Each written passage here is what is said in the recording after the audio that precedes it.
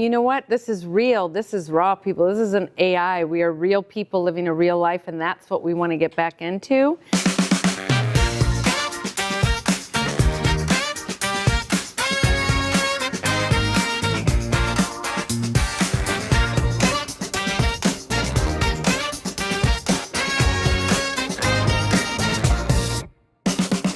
Hello, how's it going? Oh, good. We got our new one. Hello. Hi, Seth. Hey, guys. How you doing?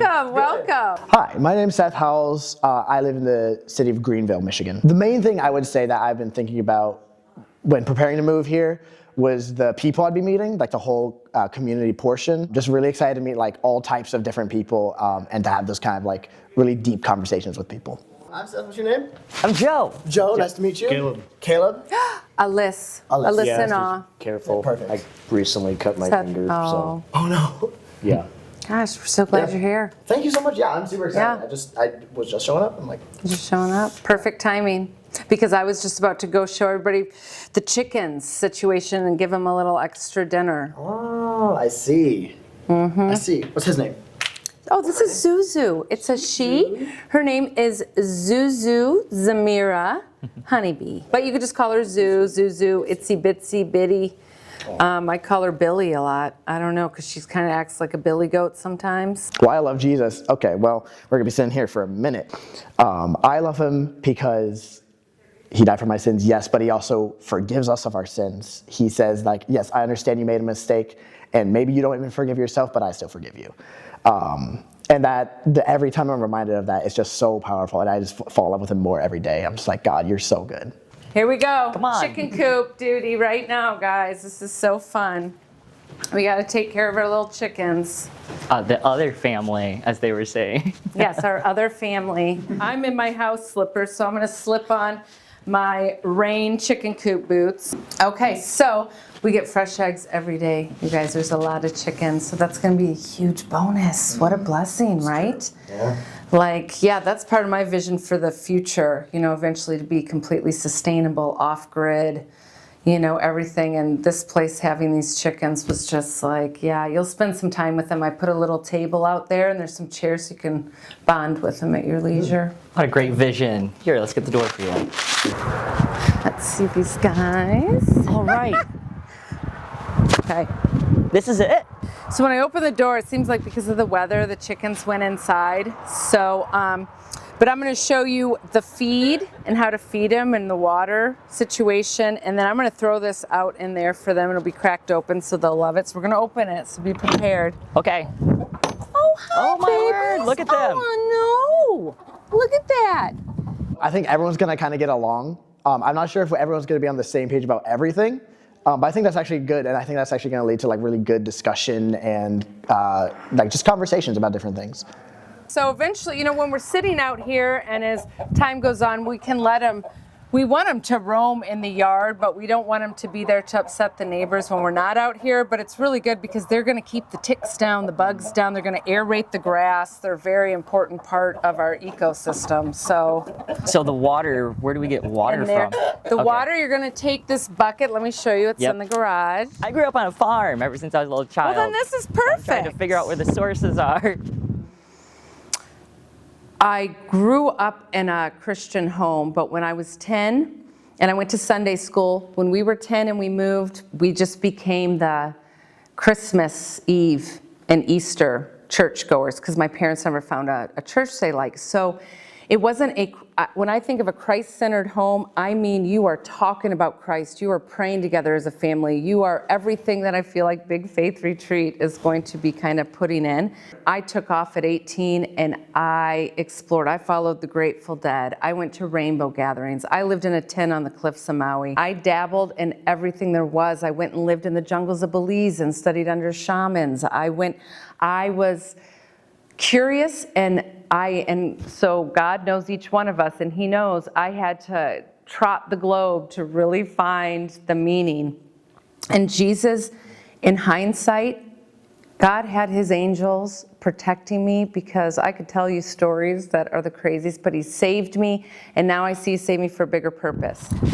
I don't want to keep carrying release this. the Oh, avocado. Look, they're out. Here, you guys, look. There. They'll find it. If they don't, I'll move it. Okay, yeah, that's. Look how happy they are in the yard. Look how happy you are. Did you guys wake up this morning and hear the rooster? Wasn't that amazing? Oh, it's so fun. That's like my favorite sound. I love it.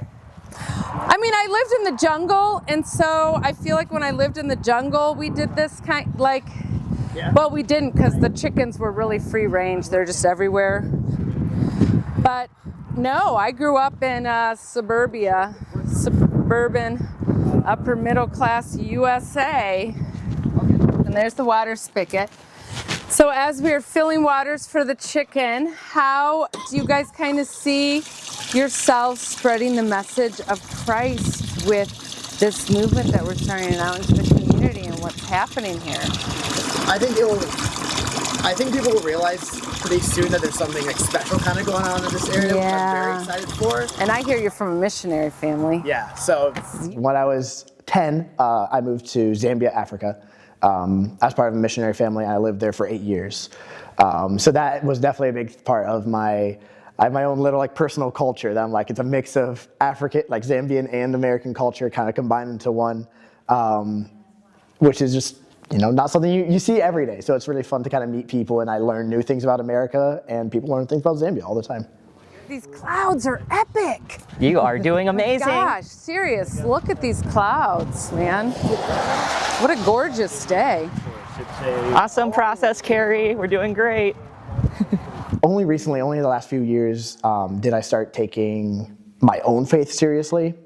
Started making it my own instead of my parents or my communities. I started making it my own and very personal journey, which has been great. I've been relearning so many different things, understanding like what I believe and why I believe it. And it's a continuous journey that I'm really excited to keep walking in. I'm sorry, you guys. I don't remember if Zuzu came out with us. Did she come out with us? Zuzu? So I didn't grow up in the church. I wasn't into faith. I had a more worldly perspective than most. But my journey with Christ started when I felt guilt and fear for the first time after my relationship experiences. And I didn't know what to turn to. I tried counseling that somewhat helped, but that didn't really help with getting over my trauma and guilt. So I turned to a friend, and they pulled me to church, and my whole life turned all the way around, and I started to develop a more intimate relationship with God, and it's been the most beautiful thing that has been put into my life. Oh, that's not that bad. Ooh. We'll just bring it into the kitchen. So Seth, we have a chore chart. I'm going to explain it to you here because it's up to us to help keep this whole place clean, and it's a lot. So there's going to be the days of the week, and go ahead, like I swept the kitchen and cleaned the counters today, and then I fed and watered the chickens. So you pick one, but as the house is filling up, obviously if you can do a couple from that, that's nice because we don't have enough, but you just pick one of the day and just make sure you do it and put your initials by it so they know it's done, and then someone else can see what they need to do and put their initials done. So ideally we have them all completed at the end of each day. Yeah, it makes sense. Mm-hmm. We have like a pen. So when I told my parents about me moving to Big Faith, it was a lot of support. They were very supportive. They actually came to Big Faith themselves because we live 20 minutes away. So they came and kind of looked out for themselves, and they were just like completely like, they were like, this feels right for you. We are so glad you're here, Seth. This is exciting. And I think, the community living, it's going to go smoothly. It's going to be awesome.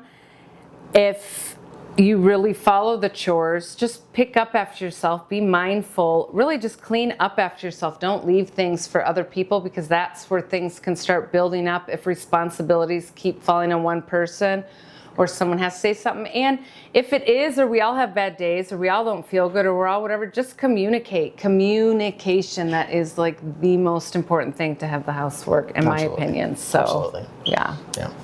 really the long-term vision is like, hey, we really do have a group of good people. We all do love Jesus. That's something that we can all meet on, and just looking at that will help you get through like any storms that you're going through emotionally. Because I'm telling you, everyone's going through some emotional storms, just like the weather outside, right? Sunny 1 second, it's sleeting the next second. Absolutely. Next second.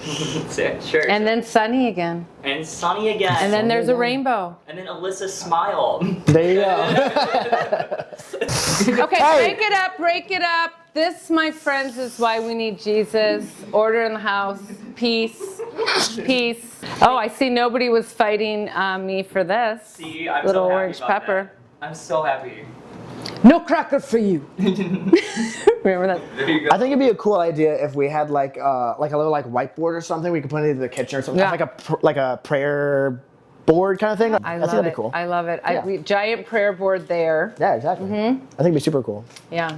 I think just showing up and seeing this is the ministry by giving you our testimonies, sharing you life, sharing our stories, inviting people in to share their stories. And I already have a vision of this taking off as a movement across the country, and even having churches being a mission base with tiny homes around it, sustainable living.